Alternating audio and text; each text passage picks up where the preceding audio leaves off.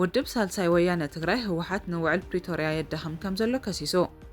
ኢትዮጵያን ኢራንን ኣብ መዳይ ጸጥታ ክትተሓባበራ ተሰማሚዐን ጅቡቲ ንወደብ ታጁራ ንስዑድ ዓረብ ረኪባታ ሓይልታት ቀልጦፍ ደገፍ ኣብ ፖርት ሱዳን ንኻልኣይ ግዜ መጥቃዕቲ ሰብ ኣልቦ ነፈርቲ ኣካይዶ ሱዳን ኣብ ልዕሊ ሕቡራት ኢማራት ዓረብ ዘቕረበቶ ክሲ ምጽናት ዓሌት ተነጺጎ ሓይሊ ኣየር እስራኤል ኣብ ወደብ የመን መጥቃዕቲ ኣካይዶ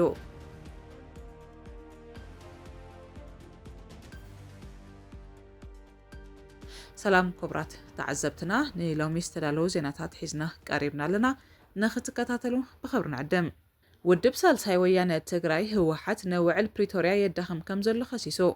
ውድብ ሳልሳይ ወያነ ትግራይ በዶክተር ደብረጽዮን ገብረ ሚካኤል ዝምራሕ ህወሓት ስምምዕ መቆራጽ ተኽሲ ፕሪቶሪያ ንምፍራስ ዝከኣሎ ይጽዕር ከም ዘሎ ትማሊ ኣብ ዘውፅኦ መግለጺ ከሲሱ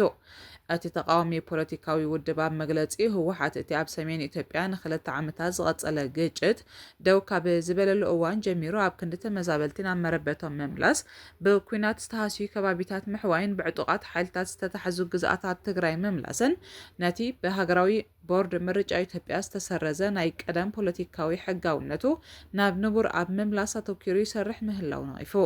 እዚ ሸለልትነት ዝመልኦ ፖለቲካዊ ምልውዋጥ ንመስርሕ ሰላምን ተሃድሶን ትግራይ ይዕንቅፍ ከም ዘሎ ዘመልከተ ውድብ ሳልሳይ ወያነ ትግራይ በዶክተር ደብረጽዮን ዝምራሕ ደንበ ህወሓት ንትግራይ ካብ ዘጥፍኡ ተግባራቱ ብህፁፅ ክቆጠባ ተሓሳሲቡ ኣብ ሕዳር 2022 ዝተኸተመ ስምምዕ ፕሪቶሪያ ነቲ ኣብ መንጎ ፌደራል መንግስትን ህወሓትን ዝነበረ ደማዊ ኩናት ደው ዘበለ እኳ እንተኾነ ኣብ መንጎ ፖለቲካዊ ትካላት ናይቲ ክልል ግን ወጥሪ ይቕጽል እዩ ዘሎ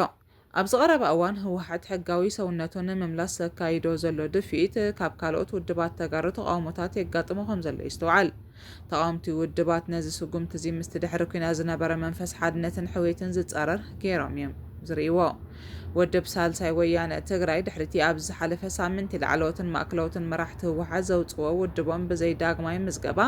ሕጋዊ ሰብነቱ ክምለስ ዘጠቓልል 10 ነጥብታት ዝሓዘ መርገፂ እዩ ነዚ ነቐፌታ እዚ ዘቐርብ ዘሎ ኢትዮጵያን ኢራንን ኣብ መዳይ ጸጥታ ክትተሓባበራ ተሰማሚዐን ኢትዮጵያን ኢራንን ብሓለፍቲ ፖሊስ ኣቢለን መስመር ጸጥታዊ ምትሕግጋዝ ዝጸርግ ናይ ምርዳእ መዘክር ከም ዝተፈራረማ ኣዲስ ስታንዳርድ ሓቢሩ እቲ ኣብ ኣዲስ ኣበባ ዝተኸተመ ስምምዕ ስግረ ደባዊ ገበናት ንምክልኻል ስለያዊ ሓበሬታ ንምልውዋጥን ፖሊስ ኢትዮጵያ ተመክሮን ዓቕሙን ንምዕባይ ብኢራን ስልጠናታት ክወሃቦን ዝብሉ ነጥብታት ዘጠቓለለ ምዃኑ ፌደራል ፖሊስ ኢትዮጵያ ሓቢሩ ኣብ መንጎ ክልቲአን ሃገራት ጽላት ፖሊሳዊ ምትሕብባር ዝርአ ሳሕቲ ምዃኑ ተገሊጹ እቲ ስምምዕ ሎሚ 6 ግንቦት ብዋና ኮሚሽነር ፌደራል ፖሊስ ኢትዮጵያ ደመላሽ ገብረ ሚካኤልን ኢራናዊ መዘንኡ ብርጋደር ጀነራል ኣሕመድ ረዛ ራዳንን ተፈሪሙ ኣብ ወርሒ መጋቢት 2025 ኮሚሽነር ደመላሽ ብዋና መርማሪ ፎረንሲክ ፖሊስ ዱባይ ሌተናል ኮሎኔል ዓብደላ መሐመድ ዝምራሕ ጉጅለ ሕቡራት ኢማራት ዓረብ ተቐቢሉ ኣዘራሪቦ መንባር ይዝከር ኣብቲ ኣብ ማእኸላይ ቤት ጽሕፈት ፖሊስ ፌደራል ዝተኻየደ ርክብ ኣብ ምትሕብባር ኣብ ምርመራታት ገበን ዘተኮረ መንባሩ ኣዲስ ስታንዳርድ ዘኻኺሩ እዚ ናይ ሕጂ ርክብ ኣባላት ጉጅለ መርማሪ ፎረንሲክ ኢማራት ዓረብን ኢትዮጵያውያን መብዛሕትኦም ዘሳተፈ ኮይኑ ክልቲኦም ወገናት ብዛዕባ ስግረ ደባዊ ገበናትን ኣሰራርሓ ምርመራን ሓሳባት ተለዋዊጦም ኮሚሽነር ደመላሽ ኣብ ዱባይ ገበን ፈጺሞም ናብ ኢትዮጵያ ኣብ ልዕሊ ዝሃደሙ ሰባት ንጡፍ ምርመራታት ተካይድ ከም ዘላ ገሊጹ ነይሩ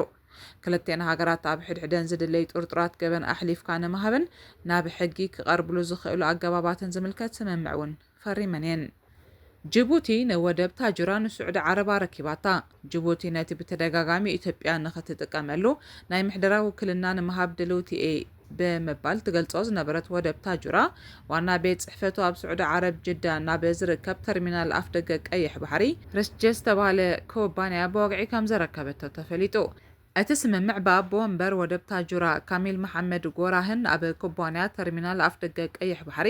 ዳይሬክተር ዓለማዊ ወፍሪ ጋጋን ሰክታርያን ኣብ ትሕቲ ምቁጽጻር ኣቦ ወንበር በዓል መዚ ወደባት ጅቡቲ ኣቡበከር ዑመር ሓጂ ኣብ ወርሒ መጋቢት 2025 ተፈሪሙ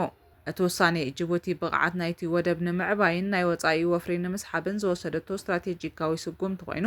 ናብ ኢትዮጵያ ኣብ ዝኸይድ ዋሕዚ ንግዲ ልዑል ኣተኩሮ ከም ዝገብር መርበብ ሓበሬታ ፖርት ቴክኖሎጂ ኢንተርናሽናል ኣመልኪቱ ካብ 2017 ጀሚሩ ንጡፍ ስራሕ ጀመረ ወደብ ታጁራ ልዕሊ 400,000 ርብዒት ሜትሮ ስፍሓት ሽፍን ኮይኑ ብድምር 485 ሜትሮ ንውሓት ዘለዎም ክልተ መዕርፎ ነፈርትን ዓመታዊ 5 ሚልዮን ቶን ጽዕነት ክሕዝ ዝኽእል ሮሮ ወደብን ዘጠቓልል እዩ። እዚ ከዓ ብሓደስቲ ጽርግያታት ኣቢሉ ናብ ዓበይቲ መስመራት ንግዲ ኢትዮጵያ ብምትእስሳር ናብ ኣዲስ ኣበባን ኪንኡ ዝወስድ ሎጂስቲካዊ ኣፍደገን ይገብሮ። እዚ ከምዚ ኢሉ እንከሎ ኤርትራ ንወደብ ዓሰብ ንምምሕዳር ኩባንያ ተርሚናል ኣፍደገ ቀይሕ ባሕሪ ን50 ዓመታት ብዘይ ክፍሊት ንኽጥቀመሉ ዘኽእል ውዕል ብምቕራብ ኣብ ነዊሕ ግዜ ዝጸንሕ ስምምዕ ከተእትዎ ከም ዝፈተነት ገሊጹ። እንተኾነ ሓለፍቲ ናይቲ ኩባንያ እቲ ወደብ ብዘይ ተሳትፎ ኢትዮጵያ ቁጠባዊ ረብሓ ክህብ ከም ዘይክእል ብምጥቃስ ወደብ ዓሰብ ኢትዮጵያ እንተዘይተጠቂማትሉ ፋይዳ የብሉን፣ ኣብኡ ወፍሪ ምግባር ድማ ኣኽሳሪ ክብሉ ከም ዝነጸግዎ ይንገር። ወደብ ታጁራ ዝተሃነጸሉ ምኽንያት ወደብ ጅቡቲ ናብ ኢትዮጵያ ዝኣቱን ካብኡ ዝወፅን ንግዲ ክሕዝ ስለ ዘይከኣለ እዩ። እዚ ሕጂ ምስ በዓል መዚ ወደብ ጅቡቲ ነቲ ወደብ ንምምሕዳር ውዕል ዝፈረመ ኩባንያ ተርሚናል ኣፍደገ ቀይሕ ባሕሪ ንኢትዮጵያ ናይ ውሽጥን ወፃእን ንግዲ ብምጥጣሕ ልዑል መኽሰብ ንምእካብ መደብ ከም ዘለዎ ጸብጻባት የመልክቱ። ምሕደራ ወደብ ታጁራ ናብ ስዑድ ዓረብ መስግጋሩ ኢትዮጵያ ምስ መሻርክቲ ወሽመጥ ዓረብ ዘለዋ ቁጠባዊ ርክብ ክሕይል እንከሎ ነቲ ኤርትራ ብዘየተኣማምን ንግዳዊ መሻርክቲ ናይ ገዛ ርእሳ ትሕቲ ቅርፂ ወደብ ንምሕያል እትገብሮ ፈተነታት ዝያዳ ከጉድሎ ተኽእሎ ከም ዘሎ ተንተንቲ ይገልጹ። ብተወሳኺ ኩባንያ ተርሚናል ኣፍደገ ቀይሕ ባሕሪ ኣብ ቀረባ እዋን ኣብ ባንግላዴሽን ሱዳንን ዝተገብረ ስምምዓ ዘጠቓልል ዓለማዊ ፖርቶፊልዩ ኣብ ዘስፍሓሉ ዘሎ እዋን ምግዛእ ታጁራ ነቲ እናዓበየ ዝኸይድ ዘሎ ቁጠባዊ ኣሰር ስዑድ ዓረብ ኣብ ትሕቲ ቅርፂ ምብራቕ ኣፍሪቃ ሎጂስቲክስ ወደባትን ዘጉልሕ ምዃኑ እቶም ተንተንቲ የረድኡ። ሓይልታት ቅልጡፍ ደገፍ ኣብ ፖርት ሱዳን ንካልኣይ ግዜ መጥቃዕቲ ተባልፎ ነፈርቲ ኣካይዱ።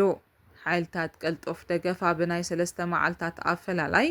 ኣብ ፖርት ሱዳን ንመኽዘናት ነዳዲ ዕላማ ዝገበረ ንኻልኣይ ግዜ መጥቃዕቲ ሰብኣ ኣልቦ ነፈርቲ ከም ዘካየደ ኣህጉራውያን ማዕከናት ዜና ሓቢረን። ወተሃደራዊ ምንጭታት ከም ዝሓበረዎ ሓይልታት ቅልጡፍ ደገፍ ኣብ ወጋሕታ ሰብኣ ኣልቦ ነፈርቲ ተጠቂሞም ነቲ ሲቪላዊ ትሕቲ ቅርፂ ብቦምባታት ኣዕንዮም ኣለዉ። ድሕሪ እቲ መጥቃዕቲ ኣብቲ ቀንዲ ወደብ እቲ ሃገር ዓብዪ ባርዕ ከም ዝተፈጥረ እቲ ሓበሬታ ኣረዲኡ። ጋዜጠኛ ኣልጀዚራ ካብ ከተማ ካርቱም ኣብ ዘቕረበቶ ጸብጻብ በቲ መጥቃዕቲ መኽዘን ነዳዲ ኣህጉራዊ መዕርፎ ነፈርቲ ፖርት ሱዳንን ሆቴልን ካልኦት ትሕቲ ቅርፅን ከም ዝተወቅዑ ሓቢራ። እቲ ዝተወቅዐ ሆቴል ኣብ ጥቓ ህንጻታት መንግስቲ ዝርከብ ኮይኑ ሓላፊ ሰራዊት ሱዳን ጀነራል ዓብደልፋታሕ አልቡርሃን ኣጋይሽ ዝቕበለሉን ኣብያተ ጽሕፈቱ ዘለዎን ምዃኑ እታ ጋዜጠኛ ንምንጭታታ ብምጥቃስ ኣረዲኣ። ኣብ ዝሓለፈ ልዕሊ 2 ዓመታት ኩናት ሱዳን ፖርት ሱዳን ብናይ መሬት ይኹን ኣየር መጥቃዕቲ ከይተተንከፈት ከም ዝጸንሐት ይፍለጥ። ሚኒስትር ጸዓትን ነዳድን ሱዳን ሞሂዲየም ናይም መሐመድ ስዒድ ነቲ ብሓይልታት ቅልጡፍ ደገፍ ዝተፈጸመ ደብዳብ ኮነኢልካ ህይወት ዜጋታት ንምልማስን መሰረታዊ ድሌታት ከይማልኦን ንምኽላፍን ዝዓለመ ሽበራዊ ስርሒት ይክብል ኮኒንዎ። ፈለማ መኽዘን ናፍታ በቲ ደብዳብ ምስ ተወቅዐ እቲ ባርዕ ኣብ ጥቕኡ ናብ ዝነበሩ ታንከራት ስለ ዝለሓመ ዓበይቲ መኽዘናት ነዳዲ ክባራዕ ከም ዝኸኣለ እቲ ሚኒስተር ሓቢሮም። ሓይልታት ቅልጡፍ ደገፍ ብዛዕባ እቲ መጥቃዕቲ ክሳብ ሕጂ ሓላፍነት ኣይወሰደን። እዚ ከምዚ ኢሉ እንከሎ ግብፂ፣ ስዑድ ዓረብ፣ ቀጠር፣ ኩዌትን ጅቡትን ነቲ ብ4 ግንቦት ብሓይልታት ቅልጡፍ ደገፍ ኣብ ከተማታት ፖርት ሱዳንን ከሰላን ዝተፈጸመ መጥቃዕቲ ሰብኣ ኣልቦ ነፈርቲ ኮኒነንኦ። ሱዳን ናብ ልዕሊ ሕቡራት ኢማራት ዓረብ ዘቕረበቶ ክሲ ምጽናት ዓሌት ተነጺጉ። ሱዳን ሕቡራት ኢማራት ዓረብ ኣብ ምጽናት ዓሌት ብምትሕባራን ዘቕረበቶ ክሲ ኣህጉራዊ ቤት ፍርዲ ከም ዝነጸጎ ኣገልግሎት ዜና ኣናዶሉ ሓቢሩ። ሱዳን ቅድሚ ሓደ ወርሒ ሕቡራት ኢማራት ዓረብ ኣብ ምዕራባዊ ግዝኣት ዳርፉር ኣብ ዝካየድ ምጽናት ዓሌት ተሓባባሪት እያ ክትብል ከሲሳ እኳ እንተነበረት እቲ ቤት ፍርዲ ግን ነቲ ጉዳይ ንምስማዕ ስልጣን የብለይን ብምባል ነቲ ጉዳይ ብ5 ግንቦት ከም ዝነጸጎ ኣናዶሉ ኣፍሊጡ። ኣብ ወርሒ መጋቢት ሱዳን ኣብቲ ኣብ ዝሄግ ዝመደበሩ ቤት ፍርዲ ኢማራት ዓረብ ንሓይልታት ቅልጡፍ ደገፍ ወተሃደራውን ፋይናንሳውን ደገፍ ብምሃብ ኣብ ምጽናት ዓሌት ተሓባባሪት ምዃና ክሲ ምቕራባ ዝዝከር እዩ። ኣብቲ ገበን ኢድ ከም ዘይብላ ክትክሕድ ዝጸንሐት ሕቡራት ኢማራት ዓረብ ካብ መጀመርታ እቲ ክሲ መሰረት ዘይብሉ ምዃኑ ብላዕለዋይ በዓል ስልጣን ሚኒስትሪ ጉዳያት ወጻኢ ሪም ኬታይት ገሊጻ ነይራ። ሚኒስትር ባህልን ሓበሬታን ሱዳንን ኣፈኛ መንግስትን ካሊድ ኣላይዘር ኣብ ዝሃቦ ምላሽ መንግስቱ ገበነኛታት ኣብ ልዕሊ ህዝቢ ሱዳን ብዝፈጸምዎ ገበናት ንኽሕተቱ ኩሉ ዘሎ ሕጋዊ መስርሕ ክኽተል ምዃኑ ገሊጹ ንሱ ጉዳይ ሱዳን ኣንጻር ኢማራት ዓረብ ኣብ ኣህጉራዊ ቤት ፍርዲ ጥራይ ተሓፂሩ ከም ዘይተርፍ ኣብ ኤክስ ኣብ ዘርግሖ መልእኽቲ ኣጠንቂቑ ኣልኣይዘር ውሳነ ኣህጉራዊ ቤት ፍርዲ ሕቡራት ሃገራት ብመሰረት ዓንቀጽ 9 ውዕል ምጽናት ዓሌት ኣብ መስርሕ እምበር ኣብ ጭብጢ ናይቲ ጉዳይ ዝተመርኮሰ ከም ዘይኮነ ተቃዊሙ ዓንቀጽ 9 ውዕል ምጽናት ዓሌት ንኣህጉራዊ ቤት ፍርዲ ብመሰረት እቲ ውዕል ኣብ መንጎ ሃገራት ዝፍጠር ዘይምርዳእ ክፈትሕ ስልጣን ይሂቦ እቲ ብ1948 ዝተኸተመ ውዕል ምክልኻልን መቕጻዕን ገበን ምጽናት ዓሌት ብሓፈሻዊ ባይቶ ሕቡራት ሃገራት ዝጸደቐ ናይ መጀመርታ ውዕል ሰብኣዊ መሰላት እዩ እቲ ኣህጉራዊ ቤት ፍርዲ ንጉዳይ ሱዳን ብ14 ን2 ድምፂ እዩ ነጺግዎ ሓይሊ ኣየር እስራኤል ኣብ ወደብ የመን መጥቃዕቲ ኣካይዱ ሓይሊ ኣየር እስራኤል ኣብ ወደባዊት ከተማ የመን ሑደይዳ ናብ ሎሚ 6 ግንቦት ኣብ ዘውግሐ ለይቲ ከቢድ ደብዳብ ነፈርቲ ከም ዘካየደ ኣህጉራውያን ማዕከናት ዜና ሓቢረን እቲ መጥቃዕቲ ንሓደ ፋብሪካ ቸሜንቶ ንኣቑሑት ንምርጋፍ ዝውዕል ዶክ ዒላማን ዝገበረ ምንባሩ ተገሊጹ ኣብቲ ደብዳብ 30 ነፈርቲ ውግእ ከም ዝተሳተፋ እውን ተፈሊጡ እቲ ናይ ኣየር መጥቃዕቲ ምስ መንግስቲ ኣሜሪካ በመውሃድ ከም ዝተኻየደ ኣህጉራውያን ጸብጻባት ኣነጺሮም እስራኤል ሕነ ናይቲ ሑቲ ብ4 ግንቦት 2025 ኣብ ልዕሊ መዕርፎ ነፈርቲ እስራኤል ዴቪድ ቤንጎሪዮን ዝፈጸሞ መጥቃዕቲ ሚሳኤልያ ነዚ ጽዑቕ ደብዳብ ኣካይዳ ትማሊ ሰንበት ብሑቲ ኣብ መዕርፎ ነፈርቲ ቤንጉሪዮን ብዝተፈጸመ መጥቃዕቲ ሚሳኤል 6 ሰባት ቆሲሎም ሑቲ ቦገኑ በቲ ትማሊ ሶኒ እስራኤል ዝፈጸመቶ መጥቃዕቲ 21 ሰባት ከም ዝቆሰሉ ኣፍሊጡሎ ኣሜሪካ ኣብቲ መጥቃዕቲ ኢድ ከም ዝነበራውን ክሒዳላ ወደብ ሑደይዳ ካብ ወደባት ባሕሪ የመን ብዕብየቱ ካልኣይ ኮይኑ 80 ሚእታዊት ካብ ወጻኢ ናብ የመን ዝመጽእ መግቢ ብኡ ይዝኣቱ